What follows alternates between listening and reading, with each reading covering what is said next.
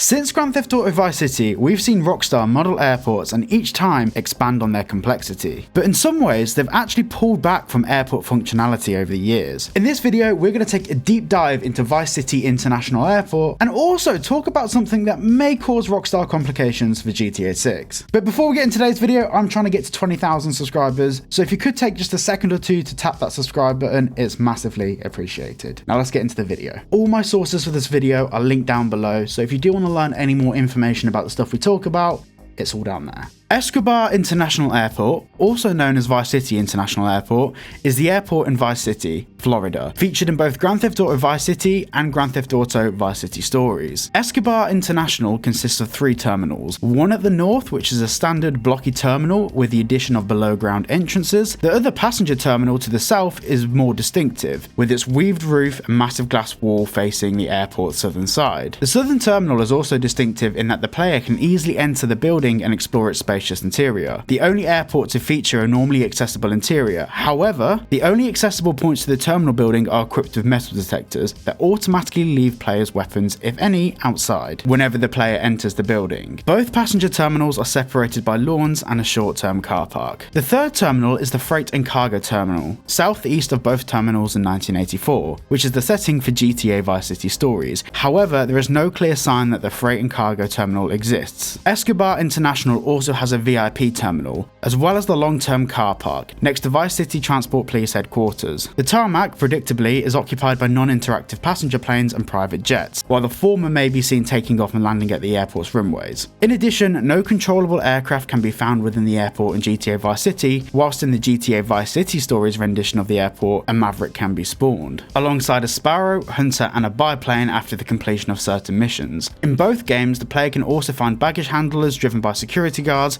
traveling along a predetermined route within the tarmac area. Now let's talk about the airport influences. What is this airport based off in the early Vice City games, but also what does this mean for GTA 6? But we'll get onto that a bit later. Escobar International Airport appears to be mostly based on Miami International Airport. It is located similarly to that in Miami, and the airport's logo is quite obviously based on Miami International Airport's logo. The airport is situated in its own peninsula to the southwest of the city, and it has the old FAA control tower. Now the main terminal building is a very interesting one. It appears to be based off the TWA Flight Center, but we'll talk about that a bit more when we talk about GTA 6. Now of course in the early GTA games we have some airlines as well. I'm theorizing that maybe some of these will be making a return into GTA 6. However, it is worth noting a lot of airlines that, were functional in the 80s have now either been split down or broken down. So maybe we'll see something similar in GTA 6. Then we need to talk about the vehicles. So in the first GTA Vice City game, the vehicles were very limited. We had the baggage handler, we had the packer, then we had the Top Fun, which starts the RC missions, which by the way are still some of the most difficult missions to complete in Vice City. I don't care. And then of course we had the Sentinel XS. Now here's a little side note, for those that played GTA Vice City back in the early days and actually Vice City Stories, the control tower in the airport was known as the Ghost Tower. In both GTA Vice City and GTA Vice City Stories, the player can see the beta control tower while the screen of the mainland island is loading. This is known as the Ghost Tower. This is obviously a placeholder that they had in the beta version of the game,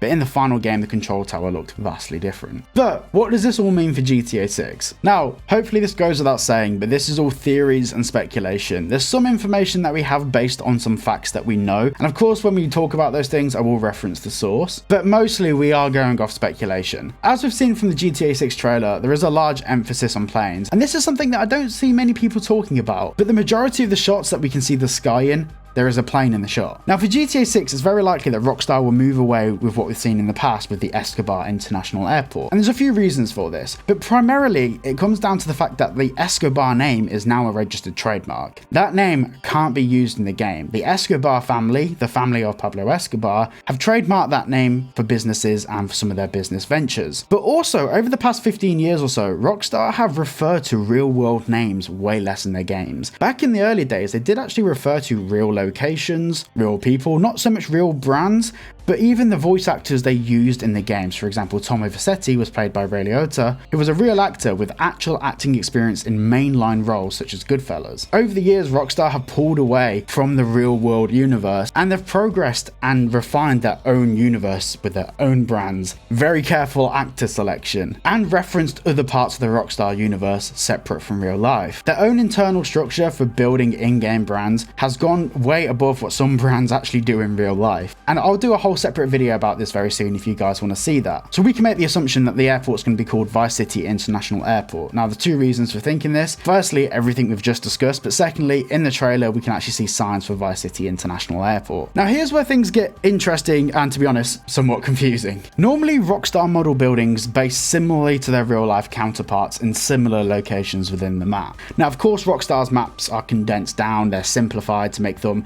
way more immersive to us as players. You know, it wouldn't make sense having a dead zone of nothingness and then have a scale-to-scale replica of where that item is in the real-world location.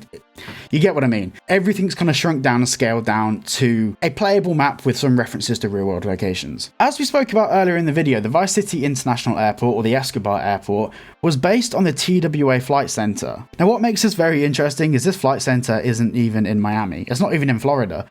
It's in New York. Now, everything else we've seen with the GTA 6 trailer, they've based everything on a realistic real-life counterpart. Like, everything looked real. Miami Beach looked real. Everything looked pretty one-to-one and really impressive. But this would cause some problems with GTA 6. Now, the reason why I say this could be a big problem is because the original Escobar Airport that they designed for Vice City looked impressive. Like, even as a design structure, it looked awesome. Of course, it was taken from the TWA Center and it looked incredible. But for Rockstar to now replace it with the real world counterpart, which is Miami International Airport, it would go from looking like this to looking like this. You see what I mean? It feels like a massive step back for Rockstar. So I'm hoping in this instance Rockstar would take some creative liberties, obviously not push the boat out there too far, but it would be very cool to see a modern day rendition of what we saw in Vice City rather than the actual real world Miami airport, because it just looks like a train station really, doesn't it? I struggle to believe that Rockstar will pull back their design language and pull back their skill set to try and meet a replica of a real world location, when in reality they could use their core, which is basically an amazing games design company, to design an airport that's reminiscent of what we had in GTA Vice City, but just way cooler and way more expanded upon. Now, going back to GTA Vice City, we were able to enter the airport, and this is something that Rockstar pulled back on all Grand Theft Auto since. A lot of the buildings in GTA 5 weren't enterable, and obviously that broke away from some level of immersion in the game. The airports were kind of pointless. We could break into them, get a wanted level, steal a plane, whatever it is, but that was as far as the airport served us apart from a couple of missions.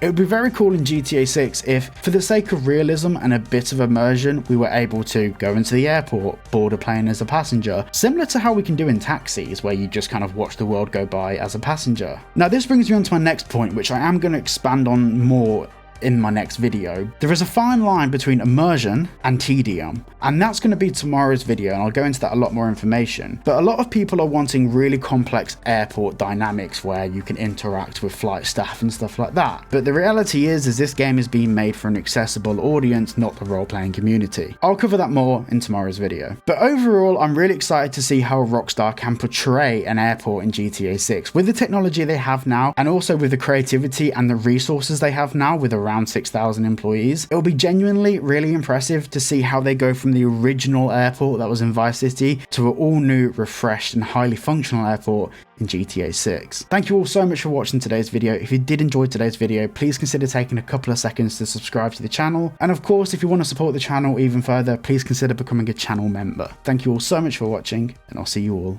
in the next one.